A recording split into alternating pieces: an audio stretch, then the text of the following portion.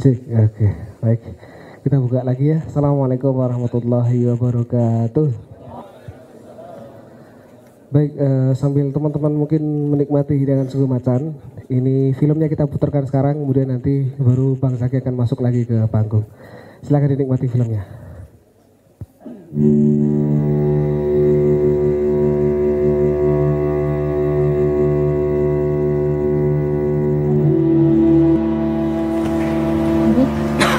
Gimana kondisinya? Alhamdulillah. Alhamdulillah. Mau makan roti? Di samping gitu. Mungkin lebih buat. Saya punya sedikit roti. Ibu mau? Iya, sama-sama. Satu lagi kasih ke sana ya. Oh iya, ada nih. Assalamualaikum teh. Teh, saya ada sedikit roti. Yang mau? Ya, sama-sama. Nomor berapa kita? 15 ya.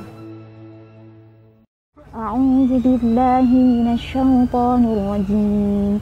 Bismillahirrahmanirrahim. Tabarakalladzi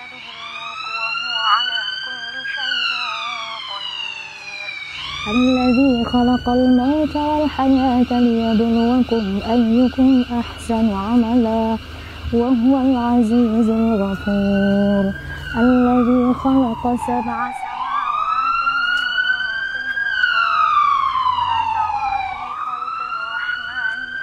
تفاوت فارجع البصر هل ترى من فطور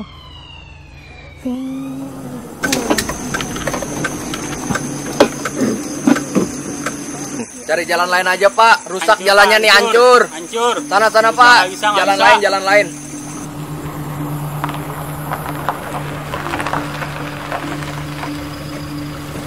Inna akramakum indallahi atqakum.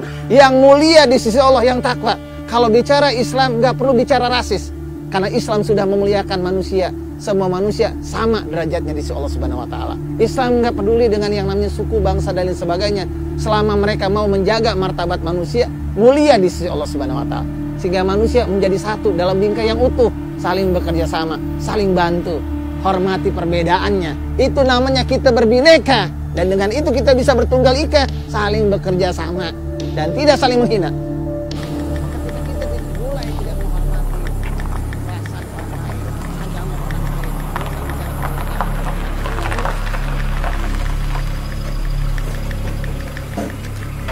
Bang, boleh lewat bang? Oh bisa Bang.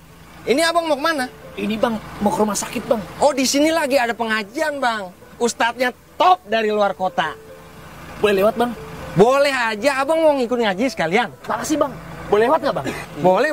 Ini kenapa lagi nih? Masya Allah. Ambulan nggak boleh lewat teman teh? Boleh Bang. Nah kenapa nggak cepetan suruh jalan? Kan diajak ngobrol. Ngobrol, diskusi, debat dengan pengajian, tempatnya debat sama diskusi. Ini mah orang lagi sekarat, kasih lewat. Cepetan buka jalan. Cepat Pak, ini Masya Allah. Dengerin ya, dengerin. Orang dalam kondisi kritis, dalam kondisi darurat, itu kita pentingin. Jangankan manusia, hewan aja kalau kita tahu dia dalam keadaan bahaya dan dia memerlukan pertolongan, kita tolongin. Paham gak tuh? Paham Bang, tadi maksud saya begini Bang, saya mau mantun. Mantun apa lagi? Terang bulan terang di rumah, pagernya kawat, tiangnya besi. Cakep. Saya mau nanya, ambulan dari mana mau kemana? Lewat nih tempat, kudu permisi maksud saya. Permisi, sekarang mana nih ambulannya? Hah? Sono Bang. Nah, kan udah jalan. Iya. Ketika kita mulai tidak menghormati perasaan orang lain, agama orang lain, nggak usah bicara kebinekaan, karena Anda pendusta, Anda penipu. Mari kita hormati perbedaan. Ada yang hitam, ada yang putih. Jangan paksa disamakan sehingga mukanya jadi abu-abu. Itulah makna perbedaan, itulah makna bineka, itu makna toleransi. Karena aku, kau adalah kita. Tidak ada yang berbeda. Kita bekerja sama dengan perbedaan yang kita miliki. Dan itu menjadikan kita sempurna.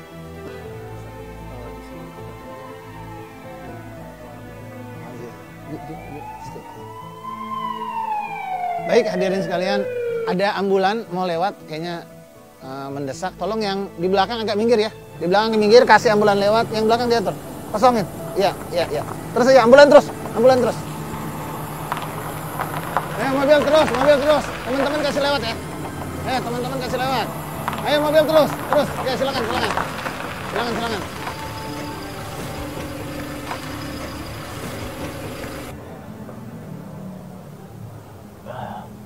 Misi Pak, misi. Selamat sore Pak. Iya, Mau sore. ke poli umum? Iya, poli umum. 38 Pak. Oh iya Pak.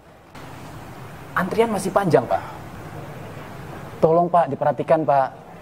Mohon maaf Saya Pak. minta prioritas khusus Ya, Pak, ini kondisinya darurat. Ini kan pasien cuma sebuah antri juga. Jadi mereka juga perlu penanganan juga. Ya Jadi Allah. mohon sabar ya Pak ya. Silakan duduk di situ Pak.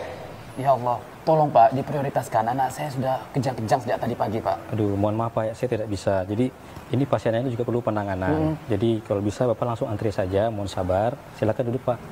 Ya Allah Pak, tolong Pak, diprioritaskan Pak. Ya Allah, sudah sejak pagi Pak, kejang-kejang Pak ini Pak. Assalamualaikum Pak. Waalaikumsalam. Pakai nomor antrian saya saja? Punya saya 38 Pak, cukup Enggak jauh. apa-apa Pak. Ya Allah, terima kasih banyak Bapak. Sama-sama terima Pak. kasih. Iya. Maaf, ini ada apa? Begini dok, Bapak ini baru datang. Nomor antrian nomor 38, tapi beliau ingin masuk. Ya khawatir anaknya kenapa-napa. Iya dok. Bapak putranya kenapa, Pak? Saya khawatir kritis karena sejak tadi sudah agak kejang-kejang dan ini juga setengah tidak sadar. Saya khawatir dok. Oke, Bapak kalau putranya seperti ini, kondisinya sudah Iya. kritis, sebaiknya Bapak tidak mengantri di poli umum, Pak. Bapak langsung masuk ke IGD, ya Pak ya? Baik. Pak Satpam mungkin bisa tolong dibantu Bapaknya untuk ke IGD. Siap dok. Baik, dokter terima kasih banyak. Sama-sama. Bismillahirrahmanirrahim. Allah. Gimana masih panas nih?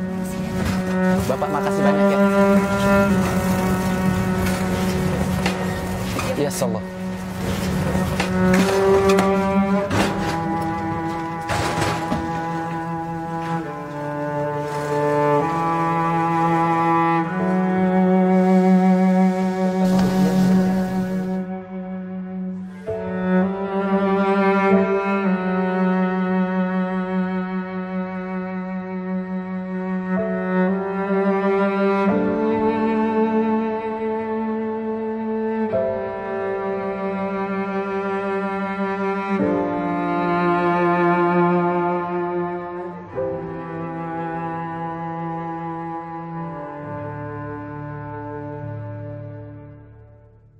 Baik, itu dia filmnya.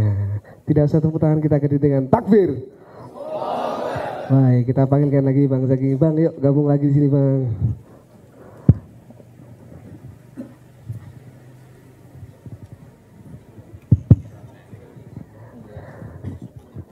Oke, keren banget tadi ada Ustadz paling top seluar kota itu ya. Luar kotanya mana itu? Iya, paling top dari luar kota. Iya. Bang, bisa diceritain lagi Bang mungkin sedikit tentang filmnya nih. Iya, mungkin ketika film ini rilis, mungkin hari ini sudah 10 juta orang yang lihat film ini. Mulai dari online maupun non-online ya. Karena kemarin ada beberapa TV lokal yang tanpa sepengetahuan kita juga udah nyebarin, udah nayangin bahkan. Kita juga nggak tahu kok mereka naikin gitu. Tapi ya terserah mereka lah ya. Kita juga niatnya memang kita bikin film ini untuk syiar. Untuk menegaskan bahwa Islam punya konsep rahmatan lil alamin. Mulai dari kita lahir sampai kita meninggal gitu kan. Dan di film ini digambarkan kalau kemarin itu sempat ada yang mengkritik, Bang, kenapa tidak memunculkan sosok non-muslim? Kenapa tidak memunculkan sosok yang agama lain? Bisa misalnya yang sakit yang agama lain, atau misalnya yang ngalangin yang agama lain gitu kan? Tapi malah kenapa akhirnya kita munculin sosok di situ ada yang bercadar sama yang tidak bercadar? Saya cuma ingin menekankan satu hal, bahwa dalam dunia kemanusiaan maka tidak ada lagi yang namanya fikrah. Nanti dari jamaah apa. Dan tidak pernah lagi ada ceritanya ketika bicara kemanusiaan ente nyoblos Jokowi apa Prabowo? Kalau Jokowi aneh nggak bantu, kalau Prabowo aneh bantu, kan nggak begitu. Relawan kita sekarang lagi berangkat ke Belitung. Pada saat di Belitung kemarin, sampai sekarang masih di Belitung, mereka nggak nanya, Anda dukung Ahok apa bukan Ahok? Nggak begitu. Ya kan? Dan juga nggak ditanya ketika banjir Jakarta, ente kunut apa nggak kunut? Nah, kalau kunut aneh nggak bantuin. Nah, kalau nggak kunut aneh bantuin. Nah, ini yang kita ingin menekankan bahwa sekarang ini banyak teman-teman kita di sosial media bahkan yang main gontok-gontokan, ya kan? Bahkan main hujat-hujatan satu sama lain. Bahkan kadang nggak punya ilmunya juga, ya kan? Ilmunya baru dapat sedikit gitu kan, tapi ngomongnya udah melebihi ustadznya, ya kan? Bahkan melebihi gitu kan ilmu yang ada bahkan, ya kan? Bikin fatwa sendiri bahkan gitu kan, ya kan? Dan ini jadi satu masalah di kemudian hari. Makanya di film ini dibikin adem semua, ya kan? Yang bernikop, yang bercadar ngebantu yang nggak bercadar, gitu juga. Kan nggak ditanya di situ. Yang bercadar, Bapak mazhabnya apa? Kalau Bapak masih sama kita Salafi, kita kasih kartunya nih, kan nggak gitu. Nah di sini digambarkan bahwa udah kita rahmatan lil alamin, nggak ada itu yang namanya. Mungkin kalau yang gontok-gontokan tuh adanya di sosmed doang, ya. Tapi kalau udah di lapangan, ya kita semua setara lah di hadapan Allah. Nggak usah lagi ada bicara, kita nggak enak nih duduk satu majelis sama ahli bid'ah. Wah, di sebelah kita masih ada yang nggak celananya ngatung. Aduh, ini di sebelah kita masih ada yang nggak jenggotan, kumisnya doang dipanjangin, gitu kan? Nah, ini yang kadang-kadang akhirnya bikin sempit cara berpikir dan kemampuan kita dapat hidayah Allah lebih banyak, gitu kan? Karena ternyata sikap kita lah yang akhirnya membuat kita jadi kerdil, gitu kan? Terhadap ilmu yang Allah mestinya bisa berikan, gitu kan? Melalui majelis-majelis, melalui kajian-kajian, ataupun melalui ayat-ayat kaunya ataupun kauliah itu yang Allah hadirkan ke kita, maupun di majelis ataupun di luar majelis. Ini yang ingin kita tekankan di film ini, bahwa udahlah nggak usah kita usik-usik agama orang lain. Lakum dinukum waliyadi ini udah jelas. Kalau mereka mau musik-musik agama kita silahkan, tapi nggak akan pernah sampai, malah jadi bahan lelucon, jadi bahan lelucuan kita, ya kan? Tapi janganlah kita juga akhirnya mengolok-olok agama mereka, karena keterbatasan pengetahuan kita juga terkait dengan agama mereka dan kepercayaan mereka. Seperti itu, Mas Lukman. Iya, baik, luar biasa sekali. Baik, kita tutup. Kayak udah menutup aja. Baik, sebelum berlanjut nih Bang, nanti kita akan panggil Ustadz yang top tadi itu. Tapi sebelum dilanjut nih, ini mungkin beberapa teman-teman di sini masih penasaran nih, Bang Zaki ini sebenarnya kesehariannya memang aktif dalam film ini, dalam perfilman atau gimana ini Bang? Iya, teman-teman kalau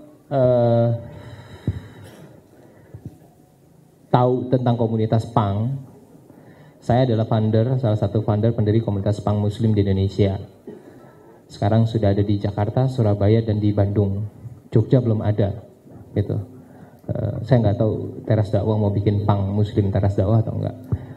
Nanti dinegosiasikan. Tapi yang pasti saya pendiri dan sampai sekarang juga masih aktif di komunitas punk muslim. Sekarang lagi kita golkan satu program penghapusan tato buat teman-teman punkers yang sudah hijrah, dan alhamdulillah responnya cukup positif. Ini handphone masih berdering terus sampai sekarang. Yang mereka daftar udah hampir 400 orang mereka yang daftar dalam satu hari 24 jam ini kita posting, langsung 400 orang mau daftar, baik yang tadi saya sampaikan, mau yang bercadar gitu kan, maupun nggak bercadar, yang pakai jilbab maupun yang nggak pakai jilbab, yang ikhwan itu juga, ya kan? Padahal kuota tadi kayaknya cuma 300. Iya, kuota bukan. Kita nggak batasin kuota, cuman kita batasin hari. Makanya sampai sekarang saya masih coba galang crowdfunding di sosmed dan ke jaringan-jaringan kita supaya pengadaan alat jadi lebih banyak. Karena ternyata permintaan untuk penghapusan tato itu dan teman-teman yang sudah berhijrah itu sangat banyak dan antusiasnya subhanallah, masya Allah, luar biasa. Dan saya juga cukup kaget gitu kan, ternyata teman saya yang di sebelah yang selama ini berjibaku gitu kan, turun tiba-tiba ngebisik, "Bang, hapusin tato saya dong." Waduh, saya nggak tahu. Ternyata memang itu jadi beban. Di sisi lain mungkin orang berpikir bahwa oke, tato itu nggak perlu dihapus karena menyakiti dan lain-lainnya. Tapi di sisi lain dia punya masa lalu yang akhirnya ketika dia ngeliat tato itu jadi nggak enak. Ya siapa tahu tatonya tulisannya nama mantan, ya kan? Iya kan? Nggak enak iya kan? Gitu. Ya mungkin yang ikhwannya mungkin ada kali masih kecil gitu kan, SD, SMP pakai pulpen ya dulunya ya. Ditulis nama pacarnya itu yang akhwat gitu juga kan, di jilbabnya atau di mana saya nggak tahu juga, di kos kaki paling. Iya. Dan yang jadi satu hal yang ironis adalah ketika ada seorang umahat itu, ada seorang akhwat yang cerita, bahkan ikhwannya juga gitu juga, dia cerita ke saya bahwa satu hari dia punya anaknya udah mulai agak besar, balita, dan pada saat dia lagi tidur dia kebangun gara-gara anaknya lagi ngambil penghapus, lagi ngusek-ngusek tato si ibunya itu. Gitu kan. Dan itu sedih banget gitu loh. Ya oke lah, sekarang dia sudah solihah gitu misalnya, ataupun soleh gitu kan. Tapi masa lalu itu yang akhirnya jadi nggak bagus gitu untuk dia. Jadi sampai sekarang tuh kalau ditanya, ini apa gitu kan. Kan nggak mungkin mengakunya tanda lahir. Masa tanda lahir gambarnya mawar. Atau misalnya ada banteng gitu kan nggak mungkin. Gitu. Wah. Sensitif nih Bang. Iya makanya tuh saya gak ngerti juga tuh, macam-macam gitu kan. Kemarin juga ada yang gambar kambing gitu kan, mungkin karena mau Idul Adha jadi dipengen dihapus karena takut dipotong tangannya. Nah salah satunya itu Pak Musrin. Lalu kita juga punya gerakan, saya juga di Jakarta juga bikin gerak bareng community. Teman-teman kalau tahu gerak bareng community, kita bergerak di aktivitas sosial kemanusiaan, khususnya pendampingan pasien untuk advokasi pasien di rumah sakit. Alhamdulillah sudah berjalan 1 tahun dan kita punya relawan sekitar 140 orang di seluruh Indonesia. Teman-teman di TD kalau misalnya mau gabung di komunitas gerak bareng itu keren karena memang akhirnya teman-teman punya nilai lebih dibandingkan teman-teman paham tentang keilmuan, keagamaan. Teman-teman punya kontribusi sosial juga, tambah teman-teman memiliki ikatan gitu kan. Karena di komunitas gerak bareng sendiri semua hal bisa dikerjain, semua hal bisa digarap, meskipun kita ada core kompetensi yang kita garis bawahi. Tapi alhamdulillah selama 1 tahun ini antusias masyarakat untuk berdonasi, bahkan untuk memberikan kepercayaannya, bahkan untuk menumpahkan keluh kesahnya gitu kan ke kita cukup baik, dan kita juga memfasilitasi juga dengan baik. Itu. Terus yang ketiga, saya aktivitasnya di Sineas ini memang sudah lama main di Sineas. Kita sempat vakum karena memang dunia Sineas nggak begitu sehat, ya kan. Kebetulan yang garap film ini Bang Syam itu, beliau yang film garapan terakhir itu Sang Pencerah kalau nggak salah. Beliau garap yang film Sang Pencerah. Cuma di tengah perjalanan dia berhenti garap film Sang Pencerah karena justru ternyata dia tercerahkan. Mundur dari tim produksinya Hanung, beliau hijrah, dan ini film produksi pertama dia semenjak dia hijrah gitu kan. Dia yang ngedirect kebetulan gitu. Mungkin itu 3 aktivitas saya. Ada lagi? Nggak ada? Nanti lagi. Terus sementara kita panggilkan dulu ya Ustadz yang Ustadz top paling tadi. Paling top dari luar kota tadi. Ini dia Ustadz Ismeidas. Ismeidas. Ya, silakan Ustadz.